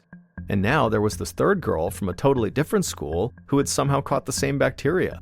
And so the only explanation that made sense was that these three girls had something in common, just nobody knew what it was yet. Dr. Dayton stared at the schools on the map, lost in thought. Then an idea occurred to him. If the girls hadn't interacted at school, what if they knew each other outside of school? Dr. Dayton told his team to contact the parents of all three girls and find out every extracurricular activity they were involved in, from sports to neighborhood groups to Girl Scouts. Dr. Dayton felt certain there had to be some social thread connecting them, and if they could find it, then they had a chance to contain the outbreak. The next morning, Dr. Dayton was working in his office when he got word that another girl from a city near Lawrence had just been admitted to the hospital with a 104-degree fever. And after taking a spinal tap, a doctor confirmed her diagnosis. She too had meningococcal meningitis. Dr. Dayton slumped in his chair. This was the fourth case in 4 days, with no end in sight. Dr. Dayton desperately needed to find the source of the infection, but every new patient made the puzzle more complicated. The third girl was from a different school than Kayla and Terrelyn, and now today's girl, the fourth girl, was from a different community altogether. Dr. Dayton still felt like all of these girls must be connected somehow. He just needed to figure out what the connection was, and he needed to find it fast. Dr. Dayton called his team together again for another brainstorming meeting. To him, the biggest clue was the fact that all four girls had gotten sick within a very small window of time, which suggested they might have been exposed around roughly the same timeline. He also knew that meningococcal meningitis can take about 2 weeks until victims begin to show symptoms, which meant all these girls were likely exposed roughly 2 weeks earlier. So Dr. Dayton called in his best research assistant and told him to find out what each of the four girls were doing 14 days ago. As his research assistant left to get started, Dr. Dayton's phone rang yet again. It was Kayla's doctor at Boston Children's Hospital, and he had some very upsetting news. The majority of Kayla's fingers and toes had been without a proper blood supply for so long that the tissue inside had died, and it looked like they would have to amputate them. Dr. Dayton thought for a moment about poor Kayla. Less than a week ago, she was probably roller skating and riding her bike like any healthy 10-year-old, and now she was about to become permanently disabled. And the possibility that this might happen to even more kids on his watch made Dr. Dayton almost nauseous. Later that afternoon, there was a knock on Dr. Dayton's office door. His research assistant came in, and to Dr. Dayton's surprise, the assistant looked excited. He said he had just discovered a very strong lead. It turned out all 4 girls were part of the same local girls' club. Not only that, but exactly 2 weeks ago, 3 of the 4 girls had taken a girls' club field trip together to go see Disney on Ice in New York City. Dr. Dayton felt so excited that he nearly cheered. This had to be where the girls were infected. But he still needed to find out how they had transmitted the bacteria to each other. He stood up, grabbed his car keys, and went to find out. Less than an hour later, Dr. Dayton parked at Boston Children's Hospital and hurried inside. 3 of the 4 girls were there. Kayla's case was the worst, and she had actually just been put into a medically induced coma. Doctors had decided this was her body's only chance to fight back against the disease. Dr. Dayton went to Terilyn's room and found her lying on her side, flipping through a magazine. She looked pale and weak, but her vitals were stable. Dr. Dayton asked her about the trip to New York. Terilyn sat up in bed and smiled at the memory. She described how fun the long bus ride there had been, and how exciting it was to cross the bridge into the city, seeing it all lit up at night. Dr. Dayton asked if the girls had brought snacks or drinks along, or if maybe they had stopped at some point to buy them. He assumed the bacteria had likely spread through something the girls had consumed. But Terilyn shook her head. She said they had been too excited to eat or drink anything. Besides, they hadn't wanted to spill anything on their outfits, since they had dressed up in their favorite clothes. Dr. Dayton was puzzled. If the girls hadn't shared any food or drink, then how did the bacteria spread? Terilyn told him that as their bus approached Madison Square Garden, where the show was going to take place, that she and the other girls had fixed their hair and touched up their appearance to get ready.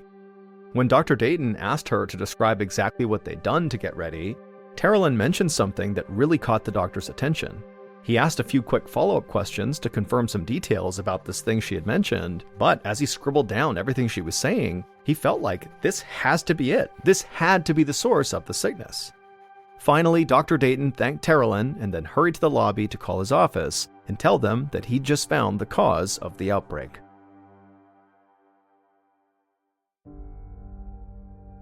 For the next 2 weeks, Dr. Dayton kept waiting for his phone to ring with news of another case, but it never happened. After 14 days with no new cases, Dr. Dayton knew the scare was over. He felt both relieved and exhausted. It would turn out his hunch had been correct. All 4 cases of meningococcal meningitis were due to a single isolated event.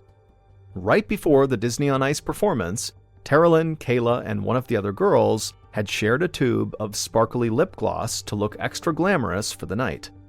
And that lip gloss was contaminated with the meningococcal meningitis bacteria.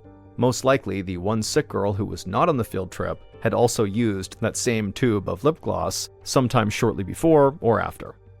Although Dr. Dayton was grateful to have identified the bacteria's source, he was left with one question unanswered: how the bacteria got on the lip gloss in the first place.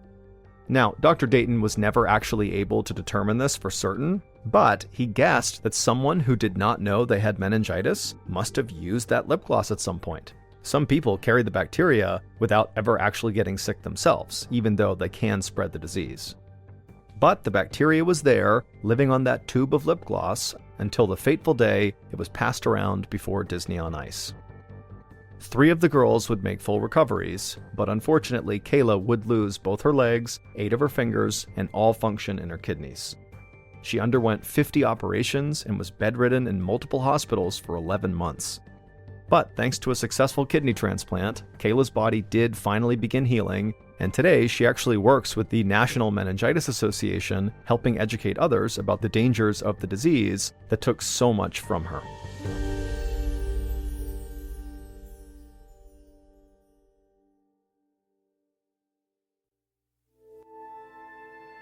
With his feet dangling off the side of a hospital bed. For the first time in a while, he was the patient, and he was terrified. One of his friends sat beside him, holding his hand for support. On his other side, a hospital physician was focused on a long, thin tube coming out of the patient's back. The patient tried to relax and take deep breaths, but it felt like something was pressing in on his lungs, making it nearly impossible to breathe. He did his best not to panic, but it felt like he was drowning in his own body. Then the hospital physician turned on a machine, and as it began to whir, the pressure in the patient's lungs began to go away. And so the patient turned around to kind of see how it was going, and he saw there was this thick yellow fluid coming out of his back that was going up and out this tube. In over 15 years of this patient practicing medicine as a doctor, he'd never seen anything like this before. And so he turned to the hospital physician and he asked her what was causing this strange fluid to build up around his lungs. And with a look of absolute uncertainty on her face, she shook her head and said she didn't know. But she didn't have time to worry about where all the fluid was coming from. She just needed to get the fluid out of her patient before it killed him.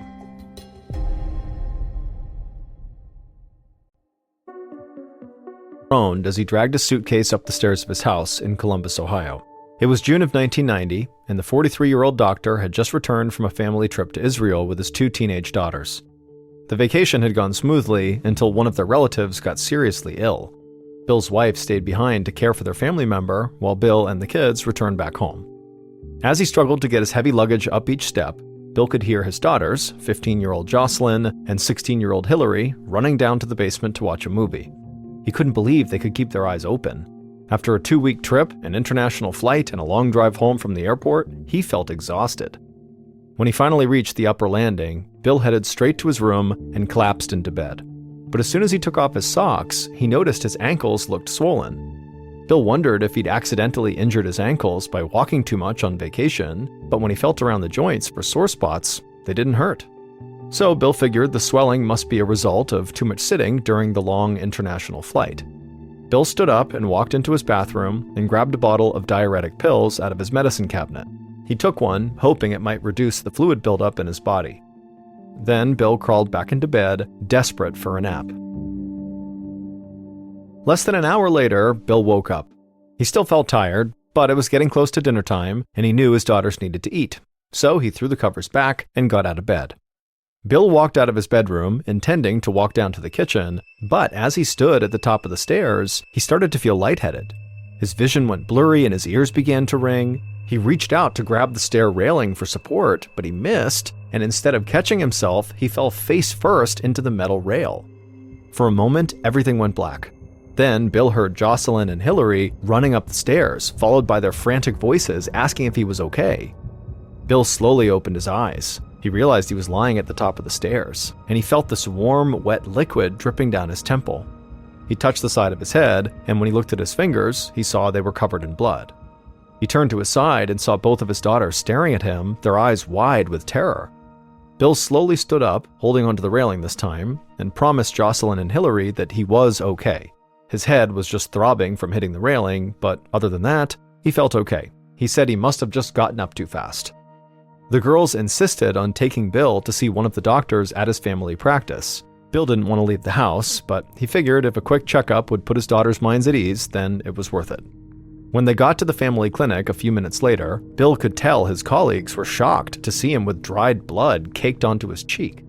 Luckily, the visit was short. The physician on duty cleaned Bill up, gave him 7 stitches, and then just sent him home. 2 years later, in the summer of 1992, Bill and his favorite nurse, whose name was Kim, were closing up the family clinic for the day. Bill had not had any more health scares since his fall 2 years earlier, so in that time he'd just been focusing on spending time with his family and continuing to expand his medical practice. Though it was getting close to dinner time, Bill did not need to rush home. His wife Rhoda was out of town, and the girls were going out with their friends. So he and Kim took their time wiping down countertops and restocking the exam rooms, chatting and drinking a couple of beers that Bill had stashed in the office refrigerator. Bill and Kim finally headed out to the parking lot at about 7 p.m. And as the two of them walked across the concrete, Bill suddenly started to feel short of breath. He'd only gone a few dozen yards, but he felt like he'd just sprinted a mile. He stood still and tried to stop panting, but inhaling just kept getting harder and harder. Kim put her hand on his shoulder and gave him a very concerned look. Bill turned to her and just said, "I need to go to the hospital." Kim sped Bill to the nearest emergency room, and when they got there, Kim helped Bill shuffle up to the front desk. In between labored breaths, he told the receptionist that he could barely breathe, but since he was a doctor, he knew what he needed. He asked to have a chest x-ray as soon as possible. Less than an hour later, Bill was lying on a hard bed in a hospital room, still struggling to inhale while Kim coached him through each breath. Finally, a radiologist entered the room with the x-ray results, and Kim helped Bill sit up so he could see. But what Bill saw on the x-ray film seemed impossible. Normally, lungs appeared dark on an x-ray, but Bill's looked white. Now, Bill was not a lung specialist, but he'd known since medical school that this was a sign of fluid building up around the lungs. In severe cases, there can be so much liquid in the chest cavity, the lungs can't inflate properly, making it difficult or even impossible to breathe. Looking at the x-ray, Bill felt genuinely frightened. Now he understood why he was so short of breath. But what he didn't understand was why all this fluid was building up in the first place. It usually only occurred in patients who were elderly or extremely sick with things like pneumonia or cancer. Bill was 45 years old and careful about his health. He watched what he ate, exercised every day. He had no chronic illnesses, and so this just didn't make sense. Bill asked the radiologist what could be causing this, and the young woman said she didn't know. They would need to run tests to find the source of the fluid. Right now, the best thing they could do was just drain the liquid out of his chest cavity using a procedure called tapping. Bill dreaded the sound of that word. He knew exactly what tapping was, but he had never thought he'd have to experience it himself. It was a crude, unpleasant procedure, and the worst part was, Bill would be wide awake for the entire thing. Half an hour later, Bill was sitting shirtless on the edge of his hospital bed, while the attending physician sat on a stool beside him. She disinfected Bill's back, then injected a local anesthetic near the rear of his rib cage. Bill's back quickly went numb, but that did not make him feel any less afraid, and so he reached out for Kim, who was still there to support him. Bill wanted to close his eyes for the next part, but he was too terrified to look away. He watched as the physician brought a long, thick needle towards his back. Then he felt a dull pressure as she plunged this needle between his ribs and pushed it deep into the space surrounding his lungs. Then the attending physician attached the opposite end of this needle to a thin tube, which led to a clear plastic container. As Bill squeezed Kim's hand and tried to relax, liquid began to drain out of his chest. Bill hoped the liquid would be clear or tan, because those were the most common colors of fluid in the chest cavity, and he didn't want to see any red tint, which could mean he was bleeding internally. But the fluid Bill saw coming out of his back and going up this tube was not clear, tan, or red. It was a thick, milky, yellowy substance that reminded him of the filling inside of a lemon meringue pie. He sat there watching this weird, gross liquid flow through the tube until an entire liter had been drained from the area surrounding his lungs. Finally, Bill felt a dull ache as the attending physician removed the needle and then covered the puncture hole with a bandage. Bill released his grip on Kim's hand and then asked the attending physician, what just came out of my body? What was that? She told him that the thick, milky fluid he was seeing was known as chyle, which is a mixture that includes fluids from the body's immune system. When a person has an infection, these fluids will flood the infected area, but they normally disappear after the infection is gone. The doctor told Bill that his body was not draining these fluids correctly, and it was causing a fluid buildup known as lymphedema. Now that Bill thought about it, lymphedema could explain the swelling problems that he had been experiencing for years. He'd thought that his badly swollen ankles a couple of years ago were caused by the long flight home from Israel, but now he realized it could be from something much worse. Because it wasn't just swelling in his legs and ankles. His body was leaking fluids into the space around his lungs, which was really baffling. His doctor agreed that chyle should never leak into the body like this. She said she had only ever seen that happen in cases of liver failure, certain cancers, and in heart disease. When the doctor mentioned heart disease, Bill remembered something. As a child, he'd been diagnosed with a heart murmur, a tiny sound that indicated a serious problem with his heart. Bill had undergone open heart surgery to correct the murmur when he was just 12 years old. Since the operation, Bill had not had any cardiac problems, but now he wondered, could his childhood illness be connected to the symptoms he was experiencing as an adult? The physician said it was possible, but she also told him not to panic. They wouldn't be able to determine exactly what was happening until he underwent a series of tests. Until then, he should just stay calm and not jump to any conclusions. Bill promised he would try, but he couldn't shake the feeling that his heart could be failing him. Over a year later, in 1994, Bill held onto his wife's arms as she slowly lowered him into the bathtub inside their room at a Boston hotel where they had been staying for months. They were visiting the doctors who had treated Bill's heart as a child, plus many more specialists throughout the city. They were hoping to find someone who'd be able to make sense of Bill's bizarre symptoms. While Bill's wife, Rhoda, scrubbed his aching back with a sponge, Bill thought about all the tests he'd undergone. Multiple cardiologists had examined his heart, and they had all said the same thing, that it was functioning totally normally. So whatever was happening to him, it couldn't have anything to do with his heart or with the surgery he'd undergone as a child. There was also nothing wrong with his kidneys or his liver or his immune system. What's more, he didn't appear to have cancer. Based on the test results, Bill should have been perfectly healthy. But he wasn't. The space around his lungs continued to fill with chyle, making every breath a struggle. His back was scarred from repeated tapping procedures to drain the fluid. Bill looked down at his stomach, which had become round and hard as a rock. This was a relatively new symptom, but it bothered him the most. Doctors told him that his stomach, his gut, was also filling up with chyle, which was even more worrisome than what was happening with his lungs. There were other alarming developments too. When Bill ate, the protein and fat in his food was not being processed correctly. Instead, it was leaking out of his intestines and mixing with his blood and other fluids. These were the ingredients in the chyle that kept building up inside of his body. As a doctor himself, Bill knew how serious this was. It meant that his body was not getting the nutrients it needed. With his wife's help, Bill climbed out of the bath, put on his pajamas, and got into bed. He closed his eyes, feeling absolutely miserable, and did his best to sleep. A few hours later, Bill woke up shivering and covered in sweat. He knew he must have a fever, so he shook his wife's shoulder to wake her up. Rhoda took one look at him and said they needed to go to the hospital right now. Bill held on to his wife as she helped him hobble out to the car, and then before he knew it, they were already at Brigham and Women's Hospital in Boston. Bill was too feverish and confused to check in, so he collapsed into a waiting room chair while his wife spoke with the receptionist. A few minutes later, a nurse brought Bill a wheelchair and wheeled him down the hall. By the time they made it to the examination room, Bill could barely speak and his vision was blurry. He was vaguely aware of a doctor coming in to examine him, and then he heard that doctor say that Bill would need to go to the intensive care unit.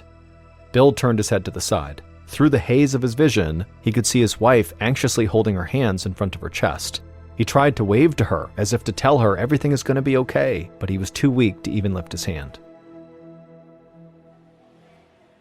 Early the next morning, one of Bill and Rhoda's daughters, Jocelyn, walked through the large glass doors of Brigham and Women's Hospital. Jocelyn was now 19 years old and a college student right here in the Boston area. She'd been up very late the night before, but the moment her mom called her and told her that her dad was in the hospital, she'd gotten out of bed early and driven straight here from her dorm room. Despite her exhaustion, Jocelyn's nerves had her all wound up. She couldn't stop thinking about her father's illness, and she constantly felt anxious. She'd been skipping classes lately and partying too much, doing her best to distract herself from her dad's problems. When Jocelyn walked inside of her father's room, she saw her dad lying on the hospital bed with tubes coming out of his arms, and it made her feel even worse. He looked old and frail. She gave him a gentle hug and then sat down on the couch next to her mom and her older sister. Jocelyn's mother explained to her that her father had contracted a staph infection, which is a dangerous type of bacterial infection in the blood. He had likely gotten it during one of his many tests or fluid draining procedures. Jocelyn sighed. Her dad was already so sick, and this felt like one more health problem to add to the list. It felt like they were all just kind of waiting around powerlessly, praying for something to change. Just then, Jocelyn heard the door to the room creak open, and in walked her great aunt, whose name was Joni. Joni lived in New York, and so the family did not see her much. But Joni skipped past the usual greetings, and instead she walked right up to Bill's hospital bed and held out a dusty 3-ring binder. Joni said she knew what was wrong with Bill. She said that she had seen all of his symptoms before in her own husband, Bill's uncle. All the proof was right here in the binder she had brought. Jocelyn nearly jumped out of her seat. Maybe Joni really was carrying the breakthrough the family had been hoping for. Jocelyn assumed her father would be excited too, but he immediately waved Joni off. He told her that the two cases were not similar at all, and so he didn't want to hear anything else about his Uncle Nathan. Confused, Jocelyn pulled her great aunt out of the room and into the hallway and asked to look at the binder. Jocelyn realized these were her great-uncle's medical records. Nathan had died over 30 years earlier in 1961, and these documents detailed the illness that killed him. Jocelyn's great-uncle Nathan had suffered from lymphedema, or swelling, in his ankles, just like Jocelyn's father. Doctors also reported heavy chyle buildup in Nathan's chest and abdomen that needed to be drained repeatedly from his body. He'd even been diagnosed with a heart murmur. To Jocelyn, it did all sound very similar to her father's condition. When Jocelyn looked back up at her great-aunt, Joni seemed kind of apologetic. She said her husband Nathan had died a very long and painful death, and so she assumed that Bill refused to believe he might have the same condition because he couldn't bear to imagine dying the same way. Jocelyn nodded somberly, but inside, she was thinking that this information could be the key to actually helping her father. She told her great-aunt they needed to show these records to her father's doctors right away.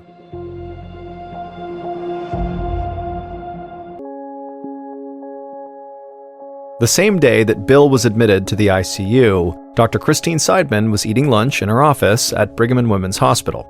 As she ate a forkful of leftovers, another doctor came inside and placed a 3-ring binder on her desk. They said it had to do with an ICU patient named Dr. Bill Linder.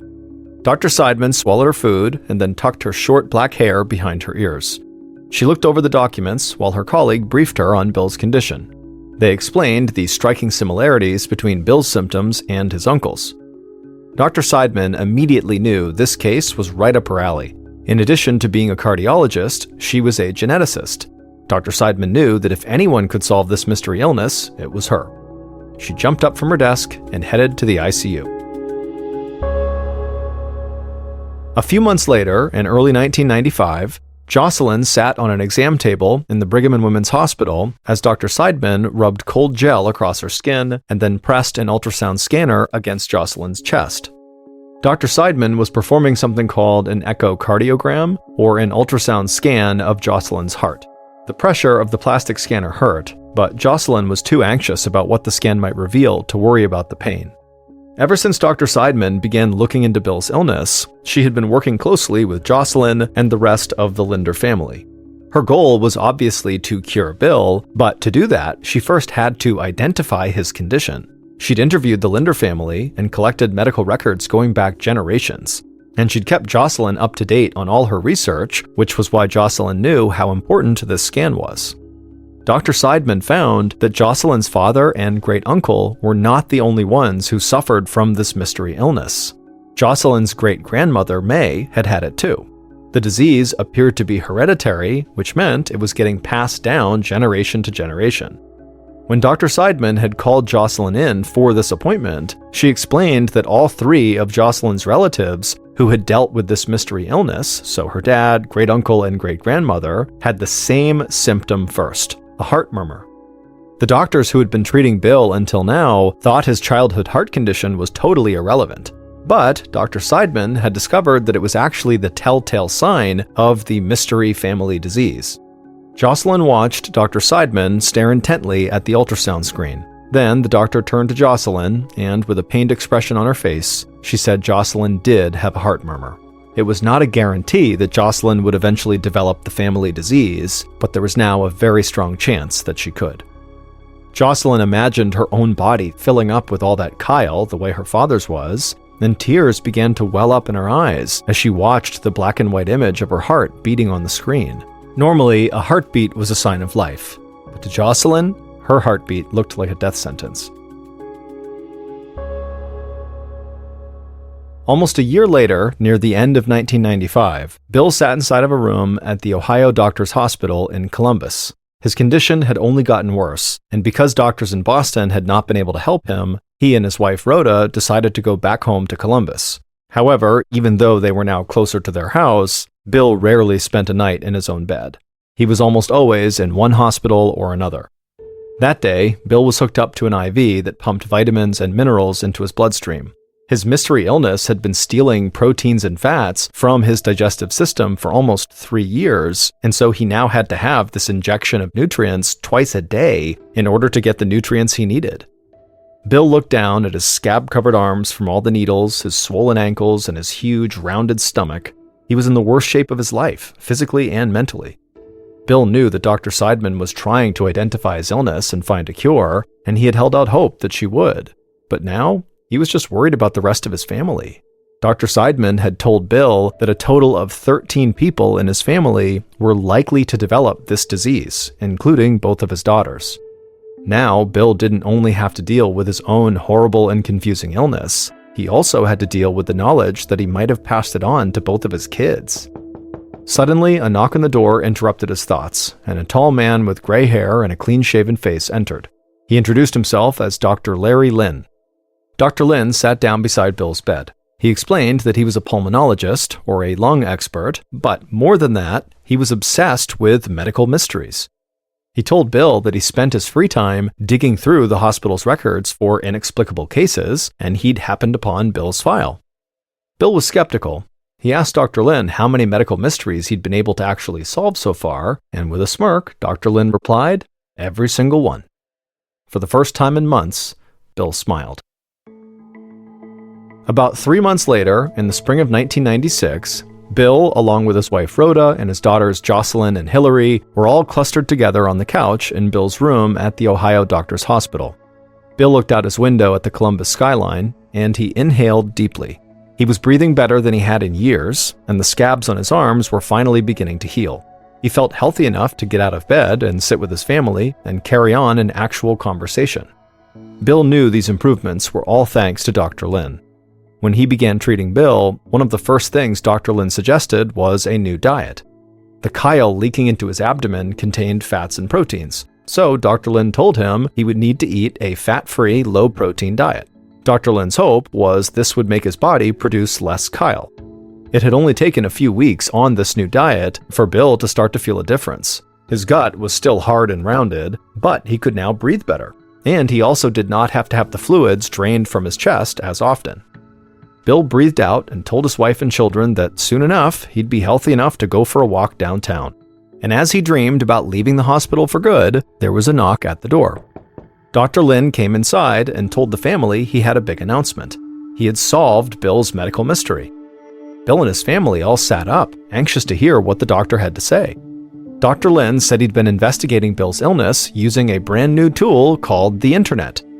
He'd spent hours searching for people with symptoms similar to Bill's, and eventually he found a family in Turkey with a condition that seemed identical. They'd been diagnosed with a rare disorder called Behçet's disease. Behçet's disease causes blood vessels throughout the body to swell. This leads to bodily fluids like blood and lymph not being able to circulate properly, and one potential symptom is lymphedema, just like Bill and his relatives had experienced. Bill couldn't believe it. He asked the doctor what this diagnosis meant.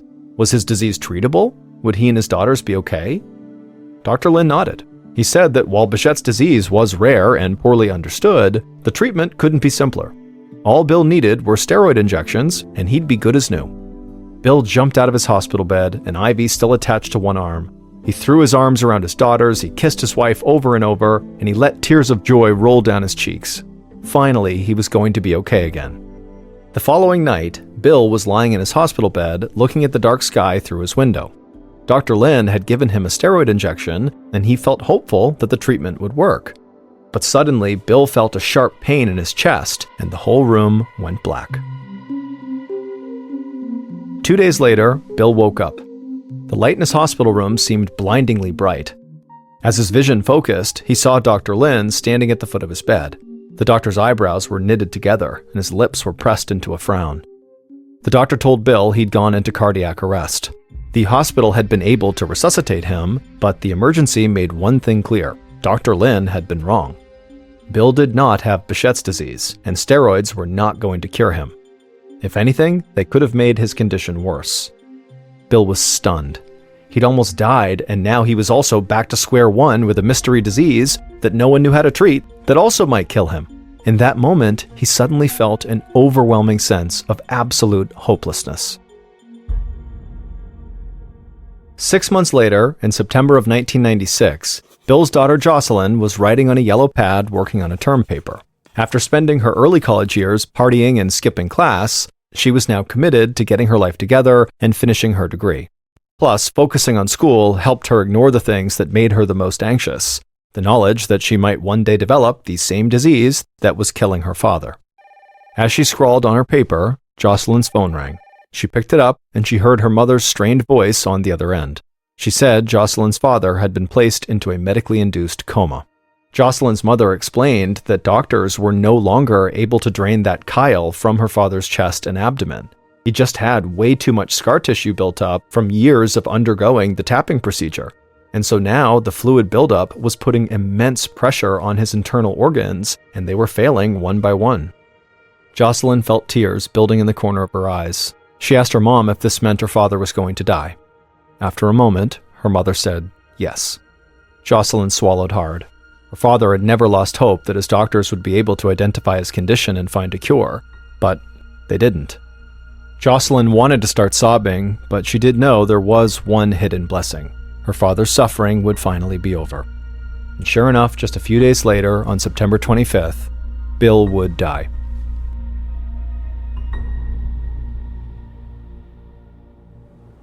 Seven years later, in 2003, 28-year-old Jocelyn was walking towards the Golden Gate Bridge in San Francisco, California.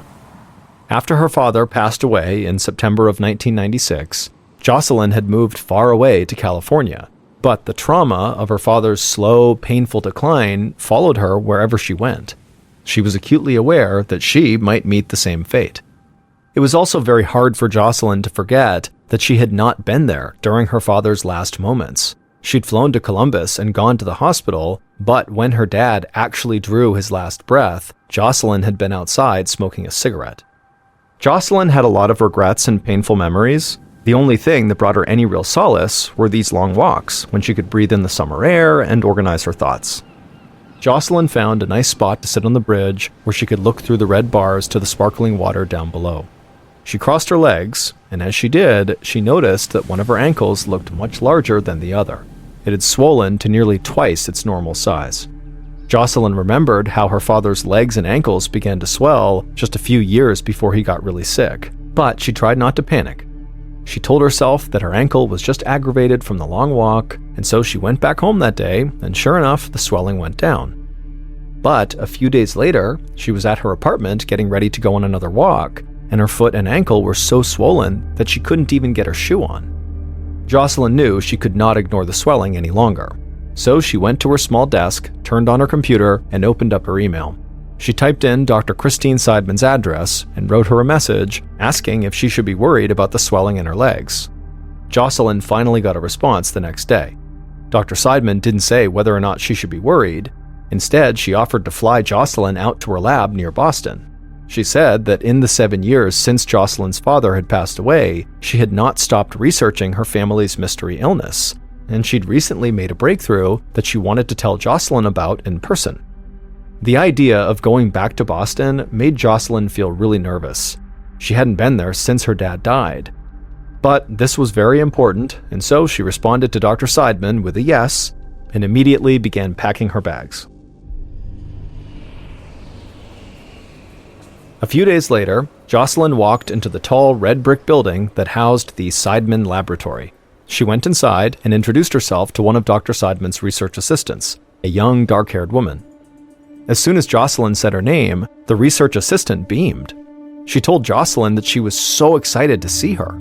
Jocelyn was really taken aback. She didn't even realize that the researchers would know who she was. Just then, Dr. Seidman rounded a corner and said hello, looking happier than Jocelyn had ever seen her before. Jocelyn followed her into the back of the lab, trailed by the cheerful assistant, and they all sat down in the cluttered room while Jocelyn looked back and forth at the two women, a little uneasy at how excited they both seemed. Before she could even ask what was going on, Dr. Seidman told her. She and her team had used a technology that had only just been developed, and at last, they had found the cause of her family's mysterious disease.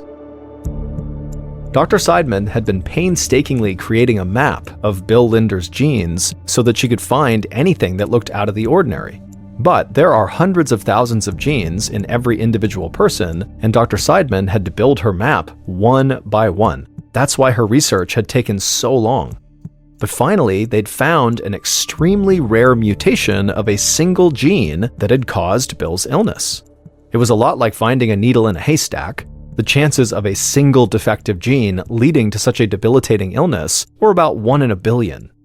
Even more surprisingly, Dr. Seidman concluded that no one in the world outside of the Linder family carried this mutation. Dr. Seidman discovered that the genetic mutation began with Jocelyn's great-great-grandmother, Esther, who first showed symptoms of the disease roughly 100 years earlier. That made Esther what disease trackers call patient zero, the first patient with a brand new disease. Since Esther, this mysterious condition had been passed down 5 generations. Once Dr. Seidman found this genetic defect, suddenly Bill's illness made more sense. The mutation stopped his liver from being able to properly filter toxins out of his blood, and from there, it caused a cascade of serious problems, including the chronic swelling and the chyle buildup in his chest and abdomen. Lastly, the genetic mutation also appeared to cause the family's telltale heart murmur. Jocelyn was on the edge of her seat as she heard all this. She asked Dr. Seidman if now they'd be able to cure her sister, and her other relatives who had likely inherited this disease. But Dr. Seidman shook her head sadly. She said, while this was a huge discovery, many questions still remained. I mean, at this point, they didn't even have a name for this disease, and so they really had no way to treat or cure it, at least not yet. Jocelyn felt totally deflated. Even though they had just figured out what was behind the family's deadly illness, there was nothing she could do about it. Over the last 20 years, Jocelyn has come to terms with her diagnosis. Because the risk of passing on her deadly genetic variant was so high, Jocelyn and her husband chose not to have kids. Her older sister Hillary opted to use a form of in vitro fertilization that allowed her to have twins who were both free from the family disease. Right now, in the 6th and newest generation of the Linder family, there are 23 children. But due to advances in fertility treatment, none of these new generation kids have the genetic mutation. The Linders were able to stop the spread of their family illness. Today, there are 7 members of the Linder family who do carry the genetic mutation who are still alive. Dr. Seidman and her team continue to research their illness in hopes of someday finding a cure.